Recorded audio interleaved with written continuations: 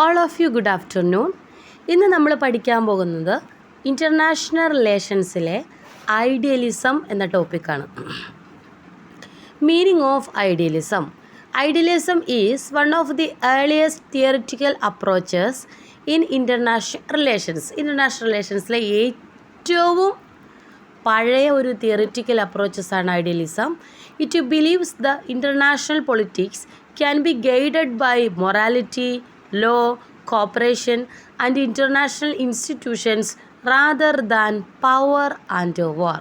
അപ്പോൾ ഐഡിയലിസ്റ്റുകൾ പവറിനേക്കാളും അല്ലെങ്കിൽ യുദ്ധത്തിനേക്കാളും നിയമങ്ങൾക്ക്, സഹകരണത്തിന്, മൊറാലിറ്റിക്ക് ഒക്കെ ഇൻ്റർനാഷണൽ പൊളിറ്റിക്സിൽ കൂടുതൽ പ്രാധാന്യം നൽകിയിരിക്കുന്നു. Idealist argue that war is not inevitable and that peace can be achieved through rational policies, democratic governance and international cooperation. Idealist യുദ്ധത്തിന് എതിരാണ്. അതുപോലെ തന്നെ സമാധാനം എന്ന മാർഗമാണ് അവർ കൂടുതൽ സ്വീകരിക്കുന്നത്. അതായത് നയപരമായിട്ടുള്ള പോളിസികളിലൂടെ, ജനാധിപത്യ ഭരണത്തിലൂടെ, ഇൻ്റർനാഷണൽ കോപ്പറേഷനിലൂടെ എന്ത് നേടണം? സമാധാനം നേടുക, മാക്സിമം യുദ്ധം ഒഴിവാക്കുക. Idealism is also called liberalism, utopianism, Wilsonian idealism. Next page നോക്കാം. മേജർ അസംഷൻസ് ഓഫ് ഐഡിയലിസം എന്തൊക്കെയാണ്? Human nature is good. അപ്പോൾ മനുഷ്യൻ്റെ സ്വഭാവം എന്ന് പറയുന്നത്, ഹ്യൂമൻ നേച്ചർ എന്ന് പറയുന്നത് നല്ലതാണ്. അവരെപ്പോഴും ഭയങ്കര ശുഭാപ്തി വിശ്വാസമുള്ളവരാണ്. ഓക്കെ, അപ്പോൾ human nature is good. Humans are rational and capable of cooperation. അപ്പോൾ അവരെപ്പോഴും കേപ്പബിളാണ്, കോപ്പറേഷൻ, സഹകരണ മനോഭാവമുള്ളവരാണ് സാധാരണ മനുഷ്യർ. War occurs due to misunderstanding or bad institutions. അല്ലേ, war is avoidable. Proper institutions and diplomacy can prevent war. അല്ലേ, നല്ല പ്രോപ്പർ ഇൻസ്റ്റിറ്റ്യൂഷൻസ് അല്ലെങ്കിൽ ഡിപ്ലോമസി ഒക്കെ ഉണ്ടെങ്കിൽ എന്ത് ചെയ്യാം? വാറിനെ പ്രിവെൻറ്റ് ചെയ്യാം. Then importance of international law. Laws can regulate relations between state. അല്ലേ, സ്റ്റേറ്റ്സുകൾ തമ്മിലുള്ള റിലേഷൻസ് റെഗുലേറ്റ് ചെയ്യാനായിട്ട് ലോയ്ക്ക് സാധിക്കും. Then role of international organisation.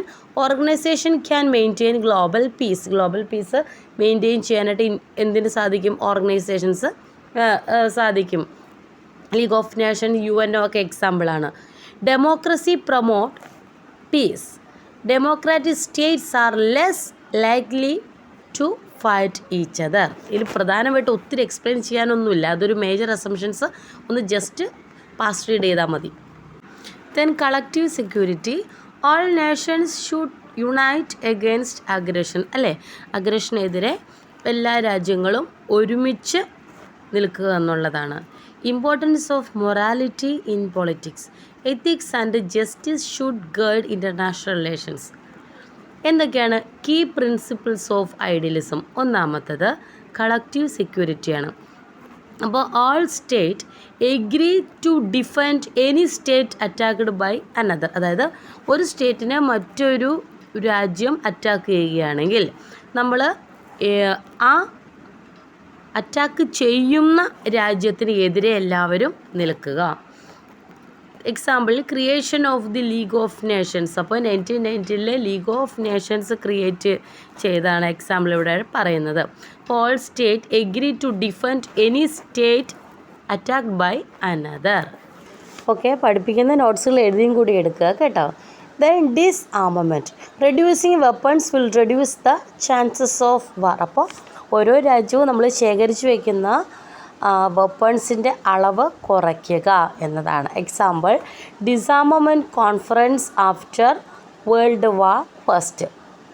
അതായത് കയ്യിൽ നമ്മൾ ശേഖരിക്കുന്ന ആയുധങ്ങളുടെ അളവ് കുറഞ്ഞാൽ യുദ്ധത്തിനുള്ള ചാൻസും കുറയുമെന്നാണ്.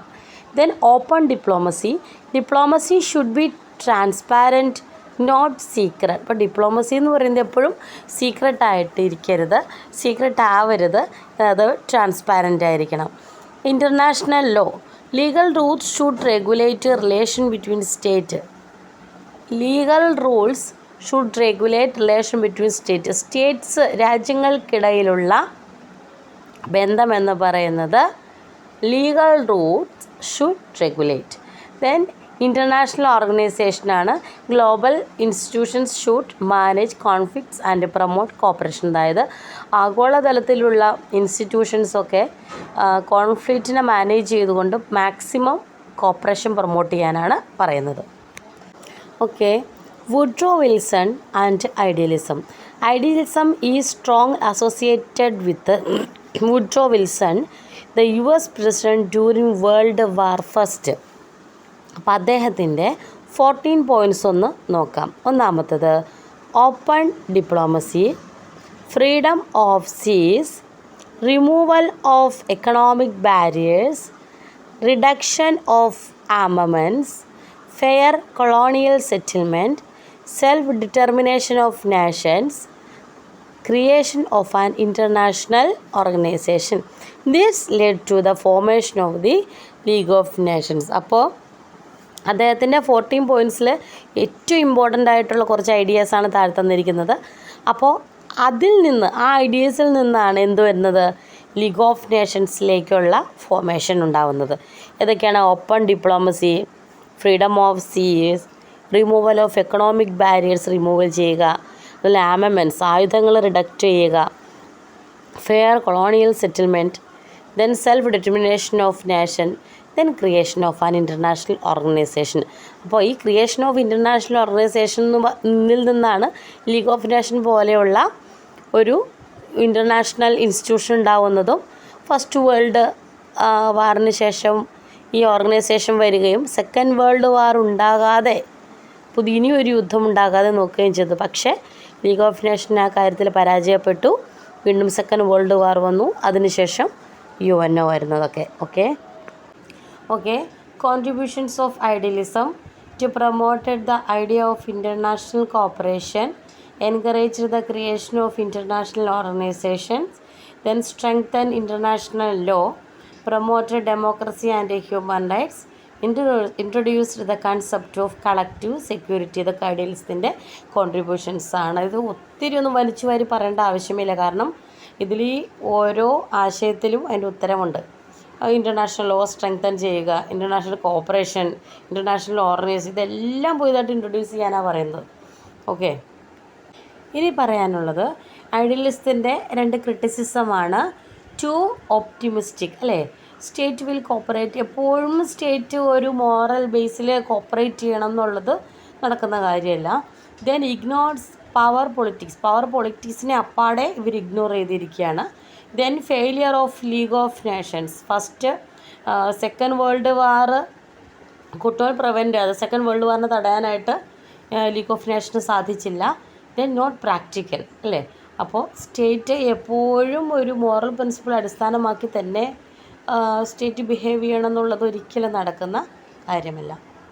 ഇനി decline of idealism decline after the outbreak of World War second because the League of Nation failed to prevent war. അപ്പോൾ തന്നെ നമുക്ക് മനസ്സിലായി സെക്കൻഡ് വേൾഡ് വാർ തടയാൻ സാധിക്കാത്തത് കൊണ്ട് തന്നെ ഇവിടെ ലീഗ് ഓഫ് നേഷൻ ഫെയിലായി. After that realism become the dominant theory in international relations. അപ്പോൾ പിന്നീട് എന്ത് മനസ്സിലായി? ഐഡിയലിസ്റ്റുകൾക്ക് ഇത് തടയാനായിട്ട് സാധിച്ചില്ല. ഒരു ഇൻ്റർനാഷണൽ ഇൻസ്റ്റിറ്റ്യൂഷൻ ഉപയോഗിച്ച് ഒരു നെക്സ്റ്റ് വാറിനെ തടയാനായിട്ട് സാധിച്ചില്ല. അതുകൊണ്ട് തന്നെ ഇൻ്റർനാഷണൽ റിലേഷൻസിൽ പവറിൻ്റെ പ്രാധാന്യം, പിന്നീട് പവറാണ് ഡൊമിനൻ്റ് ആയിട്ട് നിന്നത്. പവർ എന്ന് പറയുന്ന കോൺസെപ്റ്റ് റിയലിസത്തിലാണല്ലോ ഉള്ളത്. അപ്പോൾ റിയലിസം ഇൻ്റർനാഷണൽ റിലേഷൻസിൽ റിയലിസം എന്ന് പറയുന്ന തിയറി പിന്നെ ഡൊമിനൻ്റ് ആയിട്ട് മാറി. മോഡേൺ റിലവൻസ് ഓഫ് ഐഡിയലിസം എന്തൊക്കെയാണ്? United Nations, international law, human rights institutions, international cooperation, global governance. എന്ന് പറഞ്ഞാൽ എപ്പോഴും നമുക്ക് വാറിലൂടെ തന്നെ എല്ലാം നേടിയെടുക്കാൻ സാധിക്കില്ല. അതുകൊണ്ട് തന്നെ ഈ യുണൈറ്റഡ് നേഷൻസിൻ്റെ ഹ്യൂമൻ റൈറ്റ്സ് ഇൻസ്റ്റിറ്റ്യൂഷൻ്റെയും കോപ്പറേഷൻ്റെയൊക്കെ ആവശ്യകതയുണ്ട്. അതും ഒരു പരിധി വരെ വേണം. ചിലത് യുദ്ധത്തിലൂടെയാണ് നേടിയെടുക്കുന്ന ഒരു പവർ പൊളിറ്റിക്സിന് എപ്പോഴും പ്രാധാന്യമുണ്ട്.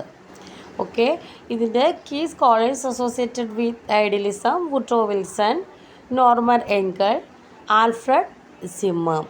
അപ്പോൾ ക്ലാസ് ഇഷ്ടമായെങ്കിൽ സബ്സ്ക്രൈബ് ചെയ്യുക, ലൈക്ക് ചെയ്യുക, മാക്സിമം സ്പീഡിൽ ക്ലാസ് എടുക്കാൻ ശ്രമിക്കാം. Okay, thank U.